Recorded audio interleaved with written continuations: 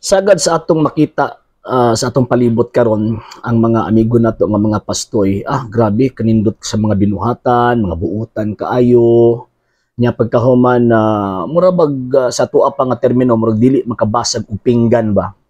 And mo na nakapaagni sa mga inosenteng Katoliko kay lagi wala na magtan-aw sa doktrina, wa na magtan-aw sa pagtulon kay dito na lang daw kuno sa binuhatan ni pastoy ang ilahang basis nga kuno tinuo daw ang maong gitawag og pundok. Ang question, insakto ba kana nga panguna-una ang atong tubag dili? Nga naman tungod kay sumala pa ni San Pablo 2 Corinto kapitulo 11 bersikulo 14-15, 4:14-15 nga ang demonyo, ang yawa magpakaanghel pod sa kahayag. So buti pasabot ang yawa nga dautan, ang yawa nga mo'y tinubdan sa pagkadautan, magpahimo na sa iyang kaugalingon nga maayo aron daghan ang iyang mailad ug daghan ang iyang gitawag og malingla. So ang question, kana bang pagkabuutan ni pastoy, pagkabuutan ni pastoya, magpulos ba na sa ato ang kaluwasan? Dili. Kanang dili man magpulos, kanang ilang mga maayong binuhatan, trapo lamang kana sa atubangan sa Dios. Kaya kung kana ang basis sa ato ang salvation, kanang pagkabuutan ni pastoy o ni pastoya, dapat unta, naluwas talang unta sa panahon ni Abraham, sa panahon ni Moises, sa panahon sa mga buutan nga mga propeta kaniadto, dapat naluwas talang unta ug maunay ato ang gitawag og basis. And kung i-compare pud nimo si pastoya og si pastoy sa mga binuhatan sa mga santos, perting layo ara perting layo ara. Ngano man kay ang mga binuhatan sa mga santos ilang gi-deny ang ilang kaugalingon, giserbisyuhan nila ang Ginoong Dios, ni dawat sila sa grasa sa Ginoong Dios ug sa samang pagkaagi kinabuhi silang matarong ug nagtabang sila sa isig katawo ug nagkahimo sila dakong butang sa usa ka gitawag og komunidad.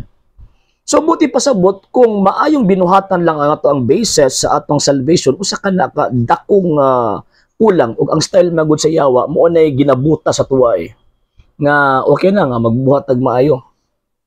Luwas na kaana, wrong, dili. Ngano man kay dili lang ang maayong binuhatan ang gitawag og makaluwas nato.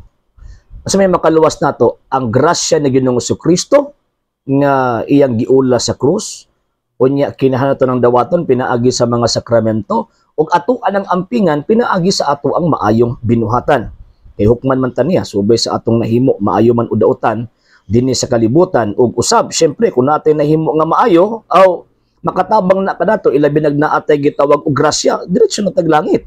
Pero kung natay grasya unya pagkahuman natin mga damyo sa mga sala nga atong gihimo di ta pwede diretso langit, iagi on at taghugasanan nga muna ang gitawag nato og purgatorio nga sumala pa sa Ginoong Jesucristo bilangguon ka didto hangtod kabayaran mo ang imong salaod.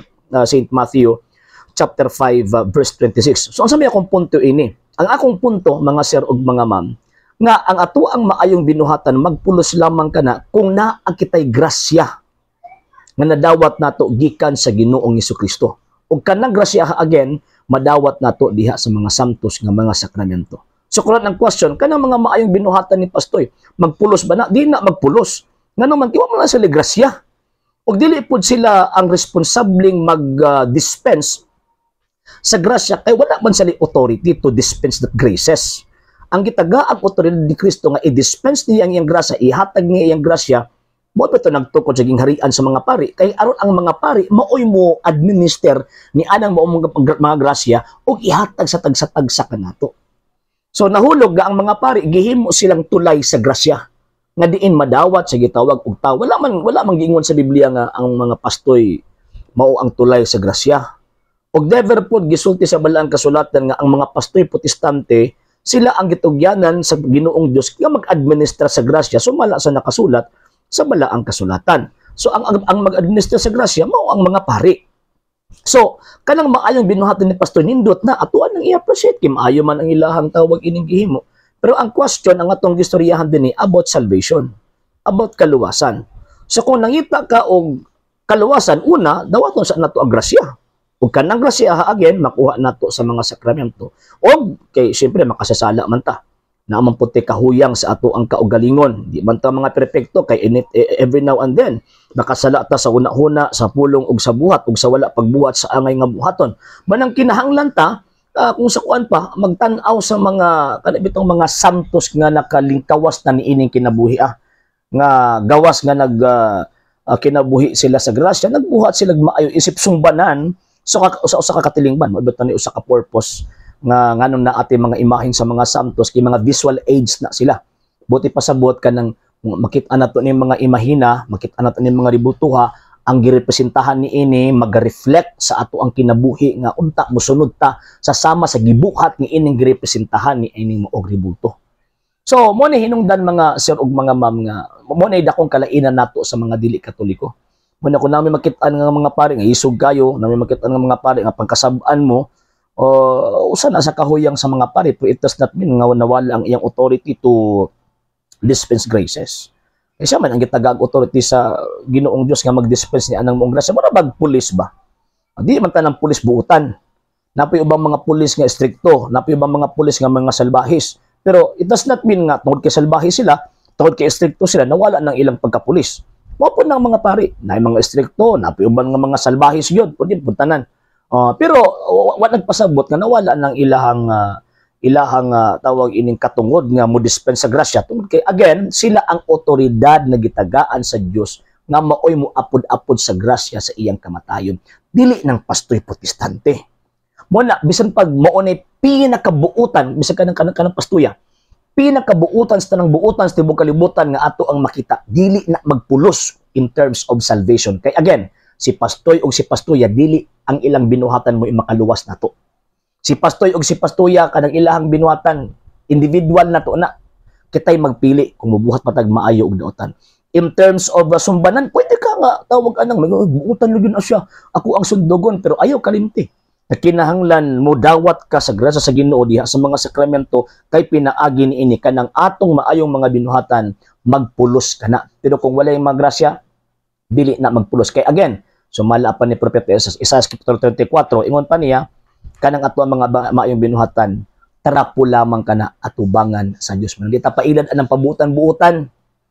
Di ta pailad anong maayo ang ako ang binuhatan. Di ta pailad ana. Ingon magpailad manggutan ang mga sir ug mga ma'am. Again, sama lang nga murabag ka ng ang demonyo ba nga nagpakaanghel sa kahayag mo'y ato ang gitawag og gisunod. Mo nang di ta pailad.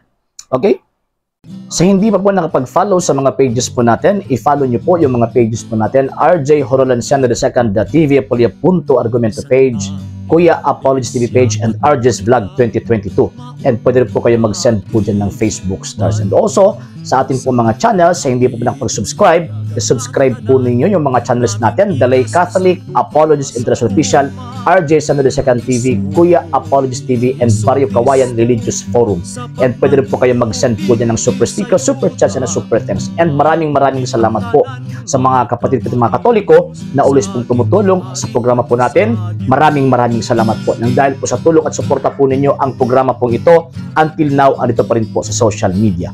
And until din po, nangangailangan pa rin po tayo sa tulong at suporta po ninyo dahil wala po kami magagawa rito mga sir, mga ma'am, kung wala po yung tulong at suporta po ninyo. Sa gusto pong tumulong, sa gusto pong sumuporta, pwede po ninyong ipadala ang tulong at suporta po ninyo sa pamamagitan po ng ating mga account numbers dyan po sa ating pong screen. And pwede niyo po kaming i-message sa ating pong page kung via remittance po yung papadala po ninyo. Maraming salamat po in advance.